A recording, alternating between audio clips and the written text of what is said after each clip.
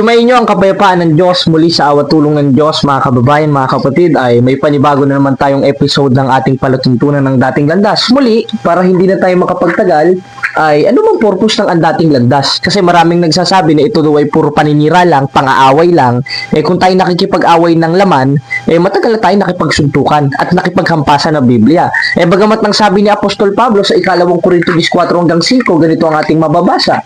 Sapagkat ang sandata ng aming pakikilaban ay hindi laban sa laman. Pag sinabing hindi laban sa laman, suntukan ba? Hindi naman suntukan Kaya yung mga namamaratang sa atin na tayo doon nakikipag-away ng laman, mali yun. Nakikipag-away tayo spiritual. Because according to the Bible, they have a spiritual kind of warfare. At yun ang nilalabanan nila Kristo. Aral sa aral, hindi laman sa laman. Bakit? Basahin natin ang 7:17 ng 1. Kung ang sino man tao nag-iibig gumawa ng kanyang kalooban, ay makikilala niya ang turo. Ngayon, mga kababayan, mga kapatid, ay maipapanood kami sa inyo na isang pamamaratang ng ministro ng Iglesia ni Manalo. Bagamat ng una, ang ating mga naitalakay tungkol sa Iglesia ni Manalo ay kung totoo ba ng Iglesia ni Cristo na nasa Biblia na naitatag nung 33 AD, ayon rin ba ang Iglesia ni Cristo na naitatag noong 1914? Mapapanood nyo yan sa mga dati nating episode ng Ang Dating Landas at meron rin tayong episode na sinagot natin yung ministro niya na ang likas na katangian ng ating Panginoon Kristo o nature niya ay Diyos at tao, hindi tao lang, gaya ng sinasabi ng mga ministro niya. At napakadami nating video ukol dito sa maling iglesia na ito na lumitaw lamang noong 1914 na ayon sa mga aklat ay kulto. Basahin natin ang referensya, mga kababayan, dito sa aklat na isinulat ng nagsusuri. Sige, hanapin natin dito. Ayan, ipahanap natin sa kapatid na JB. Ayan. Dito sa, ipakita natin sa Ayan, si kapatid na JB kasi nandito, mga kababayan. Ayan, itong The New International Dictionary of the Christian Church ni Douglas noong 1978. Transliterated na pala ito, kapatid na JB, sa sa Tagalog. Nung sa pahina 776. Ang Pilipinas ay gumawa ng sarili nitong mga kulto. Gumawa pa lang Pilipinas ng kulto? Ano yun? Higit sa lahat, ang Iglesia ni Cristo o Church of Christ na itinatag noong 1914 ni Felix Manalo. Yun naman pala Kaya referensya na mismo nagsasabi, rehistro na mismo nila nagsasabi, Biblia at pasugo na mismo nila nagsasabi na ang tunay na iglesia na nasa Biblia ay naitayo sa Jerusalem. At wala namang ibang naitayo sa Jerusalem according to the New Book of Knowledge Encyclopedia sa volume 16, kundi ang Iglesia Katolika Apostolika Romana. Muli, bago tayo makapagpatuloy, mga kababayan, ay pakinggan muna natin ang sinasabing kabulaanan nitong ministro ng Iglesia ni Manalo na ang pagbubunyag daw. O tignan natin kung sino mabubunyag sa atin. Aka ba? Ang simbahan ba? O ikaw mismong ministro ka na nagsisinungaling mismo sa YouTube? Pakinggan natin. Tres, ngunit hayag na sinasabi ng Espiritu na sa mga huling panahon, ng iba'y magsisitalikod sa pananampalataya at mga kikinig sa mga espiritong mapanghikayat at sa mga aral ng mga demonyo na ipinagbabawal ang pag-aasawa at ipinag-uutos na lumayo sa mga lamangkati na nilalang ng Diyos upang tanggapin na may pagpapasalamat ng mga nagsisisampalataya at nangakaalam ng katotohanan. Mga kaibigan, nang ang mga tao'y iba na sinunod, iba ng aral na pinakinggan, ipinagpauna na po ng mga apostol. Magaganap ang pagtalikod. Ang sabi ng Apostol Pablo, sa mga huling panahon, ang iba'y magsisitalikod sa pananampalataya, mahihikayat na sumunod. Hindi na po sa aral ng Diyos. Hindi na sa aral na itinagoy ng ating Panginoon Kristo at ng mga apostol, kundi sa aral na po ng demonyo. Ano po ang ilan sa mga ibinigay na halimbawa na hindi po aral ng Diyos, kundi aral ng kalaban ng Diyos. Ang sabi, silang wika'y magbabawal ng pag-aasawa. Yan po'y natupad sa Iglesia Katolika Romana sa kanilang mga pare. At ang pagbabawal ng pagkain ng lamangkati o karne, natupad pa rin yan sa Iglesia Katolika Romana sa kanilang pagbabawal sa kanilang mga miyembro ng pagkain ng lamangkati o karnila. Yan mga kababayan, ating narinig ang matikas na ministro ng Iglesia ni Manalo. Talagang wala siyang pag-aalinlangan sa pagsisinungaling, ano? At wala naman tayong pakialam kung itong taong ito ay nagsisinungaling sapagkat kasalanan niya na yan. At alam naman natin ang pagsisinungaling ay hindi pwedeng maging nasanggaling sa Diyos. Basahin natin ang 8:44 ng 1. Kayo sa inyong amang Diablo. Aba, sa Diablo pala ito, hindi pala sa Diyos. At ang mga nasa ng inyong amang inyong ibig gawin. Ano yung mga nasa ng ama nila na ibig nilang gawin? Kaya naging anak siya ng Diablo. Mga kababayan, pakinggan nyo, ituloy natin ang talata sapagkat siya'y sinungaling. Aba, yung pagsisinungaling pala o yung siya'y sinungaling, yung subject of the sentence nun, yung anak ng Diablo.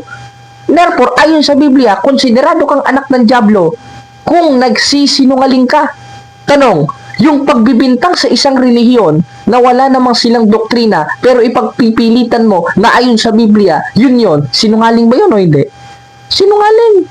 Kaya ng ministro na ito, hindi na lang natin papangalanan sapagkat hindi ko kilala ito eh. Nakita lang natin sa YouTube ang kanilang mga panloloko. Ngayon, binasa niya ang 4:1 ng unang Timoteo at ipinantungkol niya ito sa ating mga kaparian. Basahin natin. Ngunit hayag ang sinasabi ng Espiritu sa huling panahon nang ilan magsisipagsitalikod sa pananampalataya at makikinig sa Espiritong mapanghikayat at sa mga aral ng demonyo na ipagbabawal ang pag-aasawa at ipag-uutos na lumayo sa mga lamangkati. Ngayon, yung sa pagbabawal sa pag-aasawa, ito daw ay doktrina ng Iglesia Katolika. Unang-una, dyan palang palpak na siya eh. Nakita natin sa kanyang screen, meron siyang ipinalitaw na ang pananampalataya ng ating mga ninuno sa English, the faith of our fathers. At binasa niya iyon na walang pag-aalinlangan. Katunayan, hawak nga natin eh. Ang pananampalataya ng ating mga ninuno sa pahina 396. Basahin natin kung ito ba'y utos o disiplina. Ito ang sinasabi mga kababayan. Ang disiplina ng iglesia ay ipinatupad buhat pa sa pasimula. Ngayon, kung grammar check ang ating tatalakayin, hindi applicable ito sa 4:1 ng unang Timoteo. Sapagkat yung nasa 4:1 ng unang Timoteo, mga magsisipagsitalikod sa huling panahon. Hindi naman sinabi sa pasimula. Samantalang yung disiplina nating mga Katoliko, ipinatupad buhat pa ng una. Ngayon, bakit sinabi ipinatupad buhat pa ng una? Sa kadahilanan na ito'y galing kay Apostol Pablo. Basahin natin ang 7:1 ng unang Korinto. Ganito ang ating mababasa. Tingnan nyo, palpak talaga itong mga ministro na ito. Basahin natin ha. Sa 7:1 ng 1 Corintios, ganito ang ating mababasa. Tingnan nyo, pakinggan nyo mga kapatid ha. At tungkol sa mga bagay na isinusulat ninyo sa akin, mabuti sa lalaki ay huwag munang humipo sa babae. Sa papaanong paraan? Ayon sa ang pananampalataya ng ating mga ninuno, pagbabawalan sa pag-aasawa. Ngayon, may subject of the sentence dito. Kung sino yung pagbabawalan, hindi doktrina ng simbahan, kundi isang disiplina ng simbahan na buhat pa sa pasimula ay sinabi ni Apostol Pablo. Bakit? Dahil mabuti sa lalaki, huwag munang humipo sa babae. Ngayon, ang tinutukoy sa 4:1 ng unang Timoteo, yung pagbabawal sa pag-aasawa. At kahit kailan, walang doktrina ang Iglesia Katolika o tayong mga Katoliko na bawal mag-asawa. Bakit? Dahil kung bawal mag-asawa sa Katoliko, wala sana si Brother Jared. Wala sana si Father Darwin. Wala sana si Bro Giovanni. Wala sana si Bro Kenneth. Wala sana ikaw na nanonood kang Katoliko. Mga kapatid, wala sana tayo dito. Bakit? Bawal mag-asawa eh. Paano tayo dadami nun? Di ba? Logic na lang eh. Ibigay mo, buong mundo, puro Katoliko. Kung ang doktrina naman pala sa ating bawal mag-asawa, di sana wala sa ating sakramento ng kasal. Bakit? Bawal pala mag-asawa eh. Tanong, contradiction ba ito? Hindi. Sapagkat ang nakalagay sa ang pananampalataya ng ating mga ninuno sa pahina 396 ay isang disiplina. Buhat pa sa pasimula. Samantalang ang subject of the sentence sa 4:1 ng unang Timoteo ay pumapatungkol sa mga magsisipagsitalikod na sa huling panahon. Iba yung huling panahon kaysa sa unang panahon. At yung unang panahon na sinasabi na mula pa sa pasimula ay yung panahon ng mga apostoles, which is 33 AD. At yun ay disiplina ni Pablo sa 7:1 ng unang Korinto. Ngayon, sino ang subject of the sentence dito? Dun sa mga tumalikod. At isa na ang iglesia ni Manalo doon. Bakit? Dahil unang-una, nasa 4:1 ng unang Timoteo, ipag-uutos na lumayo sa mga lamangkati. Sa magandang balita Biblia, nakalagay, ipag-uutos lumayo sa mga pagkain. Tanong yung dugo, pagkain ba? Ngayon, bawal ba iglesia ni Manalo doon? Di sa kanila pala natupad yun, sila pala yung may aral ng demonyo. At meron pa silang isang doktrina na aral rin ng demonyo. Na yung sinasabi nila sa pagbabawal sa pag-aasawa, sila palang may doktrina nun. Pabasa natin kay kapatid na JB ayon dito sa isang referensyang kanyang hawak. Pakibasa. Ayan, pagbabawal sa mixed marriage, pag-aasawa sa hindi INC, opisyal na doktrina. Ayon sa ilang INC na publikasyon, mahigit na ipinagbabawal ang pag-aasawa ng kaanib sa hindi kaanib ng iglesia. Yun naman pala no? Mahigpit pa lang ipinagbabawal ni Mr. Manalo, ayon sa ilang mga iglesia ni Manalo, yung pag-aasawa sa hindi ka pananampalataya. Biruin mo, hindi nyo inibig yung kaaway nyo, samantalang ang utos ni Kristo, 5:44 Book of Matthew, love your enemy, kayo naman ayaw nyo, diring-diri kayo.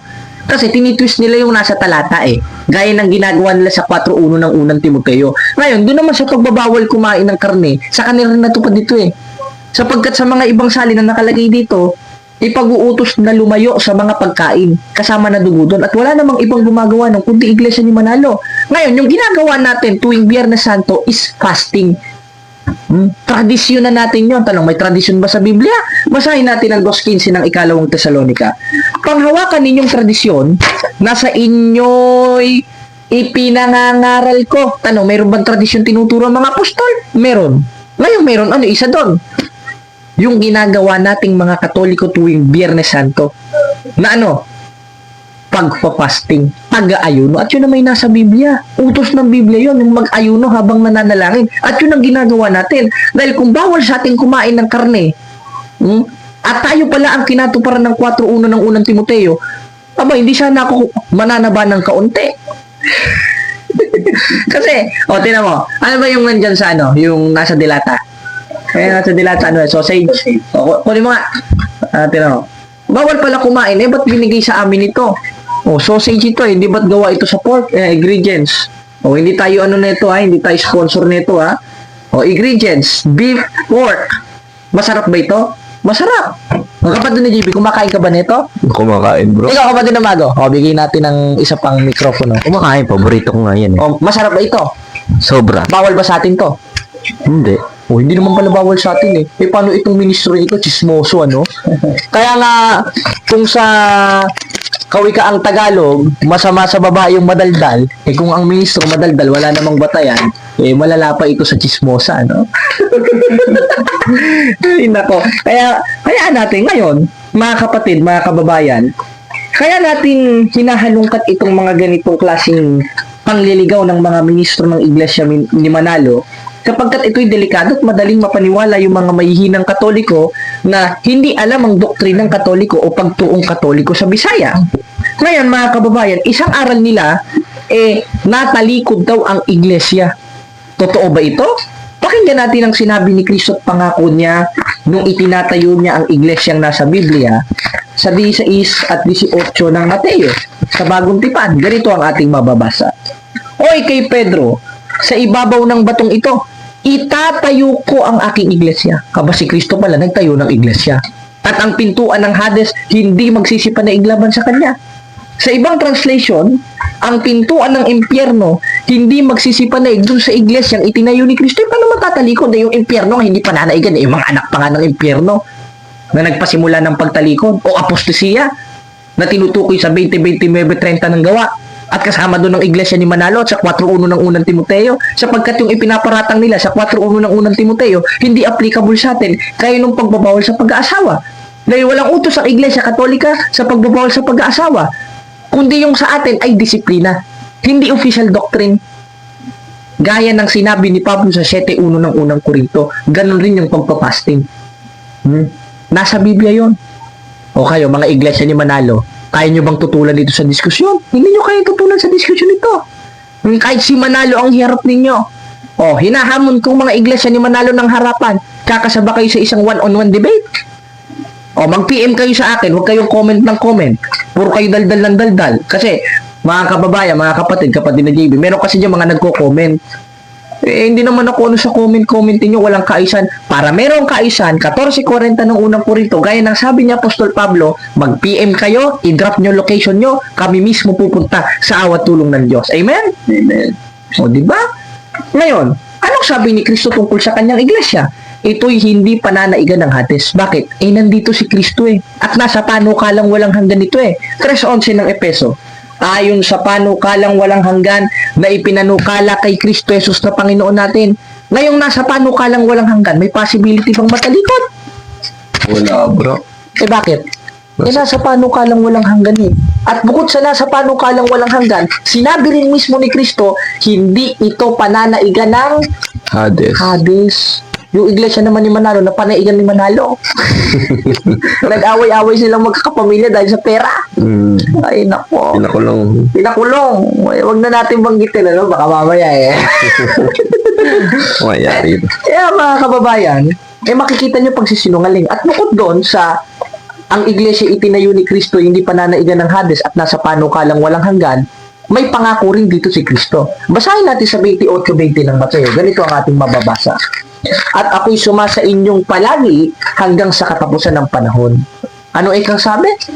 Hanggang sa katapusan ng panahon, Hanggang sa katapusan ng panahon, tapos na may panahon. Hindi pa. Umuulan na ba dapoy? Hindi pa, bro. Hindi pa masisira yung iglesia at hindi masisira ito dahil ang sabi ni Kristo, ako'y sumasa inyong palagi hanggang sa katapusan ng panahon. Therefore, hanggat di pa umuulan ng apoy, nasa atin si Kristo sapagkat yung iglesia ang ginawa niya, hindi pa nanaigan ng impyerno, ni Manalo pa kaya. Kaya nga namatay na lang si Felix Manalo, namatay na lang yung mga matatandang protestante, hindi pa rin nasisira yung iglesyang itinatag ni Kristo At yun ang Roman Catholic Church. Amen. Starting in Jerusalem, founded in 33 AD, according to references, according to the Bible, 1618 of Book of Matthew, and the gates of hell na hindi pananaigan ang iglesyang itinayo ni Kristo sapagkat nandito si Kristo at ito ang katawang sa Diyos ni Kristo. Katunayan, mababasa natin ito sa 2:16 ng Epeso. Ganito ang ating mababasa. At upang papagkasunduin silang dalawa sa isang katawang sa Diyos. Yung katawan sa Diyos at yung Diyos, sa 6:16 ng unang Timoteo, nananahan sa liwanag na hindi lalapitan at walang kamatayan. Ngayon, kung ang iglesia ay katawang sa Diyos, mamamatay ba to? Hindi. Hindi. Sapagkat ang Diyos sa 6:16 ng unang Timoteo, mga kababayan, walang kamatayan. Kaya kung walang kamatayan ng Diyos, gayon rin ang katawang sa Diyos na siyang simbahan o iglesia na walang karapatang matalikod. Ngayon, magkukuts yung mga ministro ni Manalo sa 4:1 ng unang Timoteo. Tama naman yon. Ang ilan ang magsisipag-sitalikod. Hindi lahat ay magsisipag-sitalikod. Para sabihin mo, yung unang iglesia ay natalikod. Patutsada lang ni Felix Manalo yan para makapagtayo siya ng sarili niyang iglesia. Katunayan, basahin natin ang rehistro nila, kapatid na JV. Mga kababayan, ito ang kanilang rehistro. Basahin natin. SGD Atanasio Morte, in testimony, in 13th of day of July, 1914. The founders of this association are founders. Ano ba ibig sabihin ng founders? Ayon sa mga referensyang nalathala natin at ating na research, tagapagtatag, mangtutukod. Sino? Si Manalo. Abay, klaro naman pala. Kaya patutsada lang ni Felix Manalo na natalikod ng iglesia para makapagtayo siya ng sarili niya. At inamin niya naman mismo na ang tunay na iglesia nasaan? Basahin natin ang pasigitang iglesia ni Manalo. Kapatid na JB, ang kaya ng talakayan na ito talaga nabubulgar sila dito sa Mayo 1954 sa pahina 9. Basa, kapatid na JB. Alin ang tunay na iglesia? Ang iglesyang itinayo ni Kristo sa Jerusalem. Ayun naman pala, umamin sila Ang tunay pala na iglesia, yung iglesyang itinayo sa Jerusalem. According sa history, ano yun? Sabi, yung itinayo daw ni Kristo nasa Jerusalem Ano kaya yun? Basahin natin dito. Ako na magbabasa. Dito sa, sa The New Book of Knowledge Encyclopedia sa volume 16 page 287, the history of the Roman Catholic Church began in upper room in Jerusalem. Yung iglesia palang itinayo ni Kristo, sabi ng iglesia ni Manalo sa kanilang pasugo sa 1988 ay sa Jerusalem. At according sa history, wala namang ibang iglesyang naitatag sa Jerusalem kundi ang Iglesia Katolika. At sinong nagtatag? Si Yesu Cristo. Ngayon, hindi yan ang ating topic ko dahil pupunta tayo sa True Church. Ang ating tema, yung ipinupuntos na itong mga ministro ni Manalo, mga kababayan, na ang iglesia daw ay naitalikod. Mali, ang ilan ang nagsitalikod. Katunayan, yung patunay natin, yung palatang ginagamit nila na ipinaparatang sa atin, yun naman pala, sila ang tinutukoy. Gaya ng nasa 4.1 ng unang Timoteo, sapagkat pinagpauna na ni Apostol Pasahin hanggang 17, ganito ang ating mababasa. Ngayon, pinamamani ko sa inyo mga kapatid, yung pinanggagalingan ng pagkakabahabahagi katibisuran laban sa mga aral na inyong pinag-aralan. Therefore, si Pablo na mismo nagsasabi na may lilitaw talaga at magtuturo ng katibisuran laban sa ating mga pinag-aralan. Tanong, sino bang gumawa ng tayo ba? Ang Iglesia ni Cristo na Manalo. Katunayan, unang doktrina nila, pangalawang doktrina, pangatlong doktrina, lahat patama sa simbahan. Tanong, nagiba ba ang simbahan? Hindi. Dahil ang pangako ni Cristo sa 28:20 ng Mateo, ako'y sumasa inyong palagi. 3:11 ng Efeso, nasa panukalang walang hanggan. At bukod doon, mababasa natin sa 2:16 ng Efeso, ito'y katawang sa Diyos. Ibig sabihin, katawang sa Diyos pala, hindi pala katawang sa tao. Para sabihin mo si Kristo, tao lang, hindi Diyos. Sapagkat sa 1:8 ng Hebreo, 5:20 ng 1:1, yun na pa rito, tunay na Diyos at buhay na walang hanggan. Ngayon, anong patotoo natin na itong katawang sa Diyos ay katawan ni Kristo ay ang simbahan? Basahin natin sa paboritong ginagamit ng Iglesia ni Manalo sa 1:18 ng Colosas. Ganito ang ating mababasa.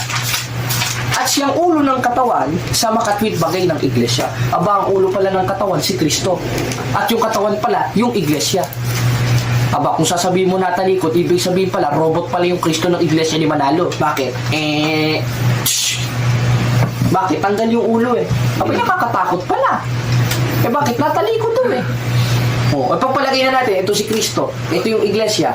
Aral ng iglesia ni Manalo, natalikod. Binalian pala nilang leeg yung Kristo nila, no? Tao pa naman yun, hindi Diyos. Hindi na pwedeng ma-revive yun. Ang creepy Ano yung born again? Ang creepy na ng Kristo Ang nila. creepy ng Kristo nila, baliktad. Tapos may isa na namang Kristo na bumangon daw ulit, parang zombie. Ayun naman ang itinatag ni Felix Manalo. Tingnan nyo, ang weirdo ng doktrina na itong mga hinayupak na ito. Kaya, mga kababayan, huwag na tayo magpaloko sa ganitong klase ng reliyon. Logic na lang no? Kapatid na TV, mahuhulong yun, ano?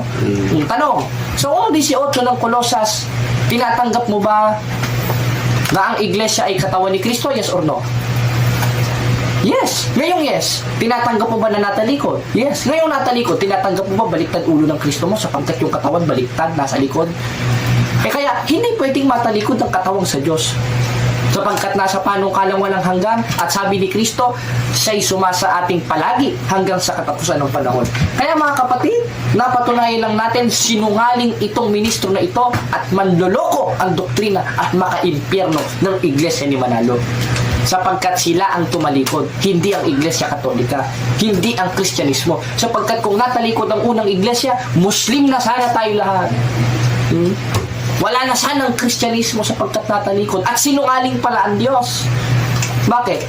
12:49 ng 1. Sapagkat ako hindi nagsasalita ng mula sa aking sarili, kundi ang amang nagsugo sa akin. Siyang nag-uutos kung anong aking sasabihin at kung anong aking sasalitain. Ibig sabihin, lahat ng lumalabas sa bibig ni Kristo galing sa Ama. Tanong, sino galing ba ang Ama? 1:2 ng Tito. Sa pag-asa ng buhay na walang hanggan na ipinangako ng Diyos na hindi makapagsisinungaling. Hindi naman pala sinungaling ang Diyos. At lahat ng lumalabas sa bibig ni Kristo galing naman pala sa Diyos. At anong sabi ni Kristo? Maski pintuan ng Hades, hindi pananaigan ang kanyang simbahan. Kaya kung ito'y natalikod, sinungaling pala ang Diyos ng Iglesia ni Manalo. At ang pagsisinungaling sa 8:44 hindi nasanggaling sa Diyos, kundi sa demonyo. Kaya napatunayan natin mga kababayan, sa hapon, umaga, tanghali, gabi na ito, na sinungaling ang Diyos ng Iglesia ni Manalo at pati mga ministro nito sa makatuwid mga anak ng demonyo. Basahin natin ang huling talatang babasahin natin bago tayo makapagtapos sa 8:44 ng 1. Klaro natin kapatid na JB, ano? Kayo'y sa inyong amang Diablo, bro. Diablo, mabuti ba yun? Ay, Tanong, ba't naging anak ng Diablo? Sapagkat ang mga nasa ng inyong ama. Katunay, pag nanalangin sila, Ama! Ipag-ikanti niyo kami! Huwag niyong pababayaan! Yung kapatid na Felix! Ano yung kabondingan na itong mga ito, ano? Pwede ba natin ma-play yung rap? Tingnan na lang natin. Tuloy natin. Sapagkat ang mga nasa ng inyong ama, ang inyong ibig gawin. Anong klaseng nasa ng ama nila? Yung iniibig nilang gawin. Kaya naging anak sila nito. Siya'y mamamatay tao buhat pa ng una. Sinungaling. At isa sa uri ng pagsisinungaling, yung akusahan mo ang isang iglesyang itinatag ni Kristo na natalikod, na ang sabi naman pala ni Kristo, kahit pintuan ng impyerno, hindi pananaigat ang simbahan niya. At ang sabi ni Pablo, nasa panukalang walang hanggan, at bukod doon, ito'y itinayo ni Kristo at Hades ay hindi pananaigan ng kanyang simbahan. Kaya mga kapatid, wala na tayong maraming oras. Hanggang dito na lang. Salamat sa Diyos.